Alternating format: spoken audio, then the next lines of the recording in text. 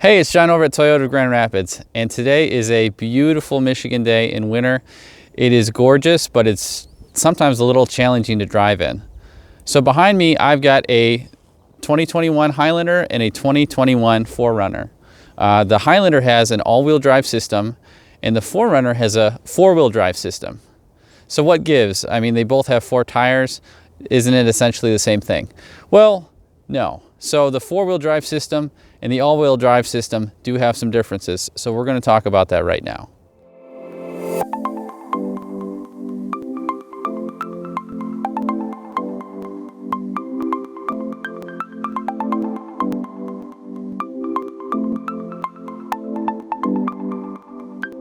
This Highlander's all-wheel drive sends power to the rear wheels as needed.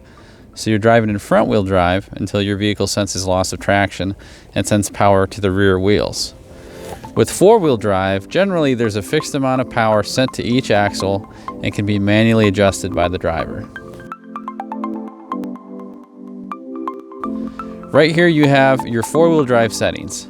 On the Limited you have L4L, H4L, and H4F. H4F is your everyday driving setting. This is a full-time four-wheel drive and acts much like the all-wheel drive in the Highlander. If you're on dry, paved roads, this is the way to go. Even if you're driving in light snow, this is probably what you're going to be using. It also has an unlocked center differential, so you'll have a better turn radius. If it's getting dicey out, you'll want to put it in H4L. This is also good for light off-road conditions, and the nice thing is you can switch it from H4F to H4L or vice versa at any speed. L4L you would use at a low speed, particularly if you're in a tough spot. If you're going through soft sand, deep snow, or steep hills, this is going to help you out. In order to put it into L4L, you need to stop the vehicle. In a Highlander, you have an all-wheel drive system. So it's going to change for you based off of need automatically. That being said, you can still customize your driving experience. There's buttons down here for certain conditions, whether it's mud and sand, rock and dirt, snow, or downhill.